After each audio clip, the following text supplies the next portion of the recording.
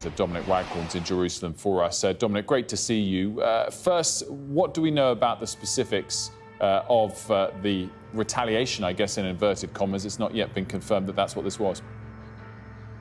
Yeah, it seems to have been a counter-strike against Iran's retaliation for what Israel did on April the 1st, attacking its embassy compound, the Iranian embassy compound in Damascus. It's pretty murky, Wilf, as to what we know about what happened in Iran overnight. But what it looks like, and you have to stress these are still early days, we may not get a full picture for some time to come, but what it looks like is Israel carried out a calibrated, limited strike. It's not clear what it was using.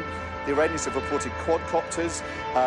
Shadowy Israeli units have reportedly used quadcopter drones in the past to attack targets from the ground in Iran, or reportedly at least. But this, I think, is most likely to have been missiles fired from Israel, long-range missiles. And in terms of targets, it seems they attacked targets in Isfahan and possibly another place called Tabriz, according to what we're hearing from other reports, not confirmed or verified yet. Isfahan is an important target and relevant and significant in a number of ways. It's a beautiful, very important Iranian city.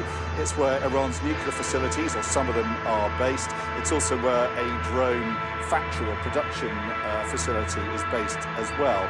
So striking there, the Israelis, it's also where an air base is based as well, and some of the reports are claiming that this air base was hit. So possibly this was sort of in the sense of an eye for an eye, an air base for an air base retaliation, because of course the only place that Iranian counter-strike on Saturday was able to get through to and to hit was an air base in Israel. Limited damage done there, but successful in striking that at least. So this could be a retaliation for that, very much directly and literally, but also it's sending a clear message to the Iranians. It's saying to the Iranians, we can strike you in sensitive sites, close to your nuclear facilities at will, and next time we can hurt you a lot more painfully. If they've struck Tabriz as well, that's also where ballistic missiles are based, and they of course were used in the attack on Israel on Saturday as well. So there are a number of messages being sent to the Iranians, and it does seem as though this was a limited calibrated strike, which is exactly what Israel's allies have been urging, because they've been worried about the danger of an overreaction by the Israelis, thinking they'll plunge the region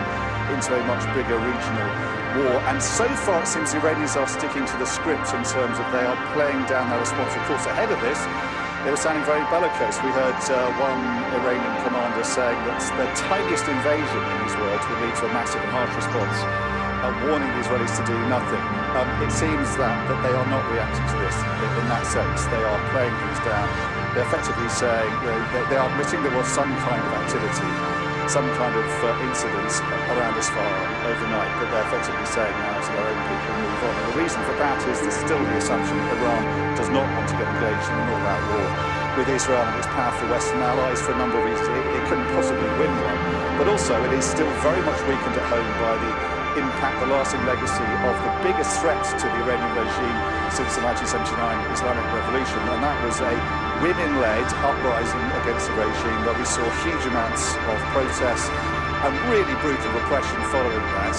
And in the last few days we've heard reports of an intensification and renewal of that kind of repression, and there have been reports of another woman dying in the same jail where Mahsa Amini, the woman whose death in jail sparked that uprising. We've heard reports of another woman dying there. So the situation, even though that process, that unrest has been crushed by the Iranian regime, it's still difficult and uncertain, I think, for the regime. For all those reasons, the assumption is it doesn't want an all-out war, and therefore it will be playing down the impact of what Israel has done overnight, because it doesn't then have to react. So I think in terms of the way allies will be looking at this, they will be reassured that Israel is following the script, and the Iranians as well, and hopefully they can draw a line under this. As we said, though, Wilf, that the lasting impact of what's happened over the last few weeks still means that the region, I think, has become more dangerous, because the rules of the game, the all-important rules of the game in the Middle East, have been changed by what both Israel and Iran have done. Dom, so many, as you said, moving pieces here, and as you said, a lot that we don't know for sure yet, not least what Iran might do in response. I'm interested, though, in the hypothetical question, your take on it, that earlier in the week we heard Lord Cameron use the phrase that Israel should take the win here. Clearly, on Saturday, Iran's missile and drone strike was not largely successful on Israel. If things were to die down from here. Would the response that Israel reportedly launched overnight cross the line to disappoint Western allies, that they went beyond taking the win, as it were, or could this settle down as a sort of perfect response from Israel and keep Western allies and support on side in a way that we have seen return to Israel over the last week or two? I think the answer to that really depends on what has been going on diplomatically behind the scenes. And you're right, David Cameron has repeated what Joe Biden said originally to the Israeli Prime Minister Benjamin Netanyahu, which was to take the win and not to do anything in the wake of what Iran did against Israel on Saturday. And the President's advice that's been echoed by any number of Western allies is that the win is not that just none of these cruise missiles, more than 300 cruise missiles, ballistic missiles and drones were fired at Israel.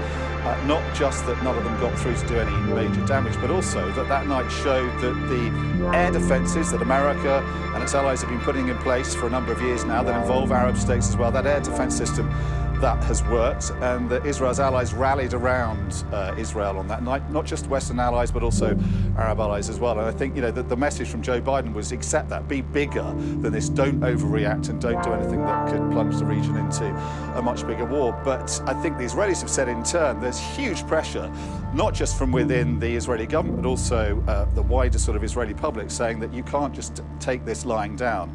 And the problem is that the line was crossed by Iran attacking Israel. For the first time, Israel was attacked by another sovereign state in more than 30 years.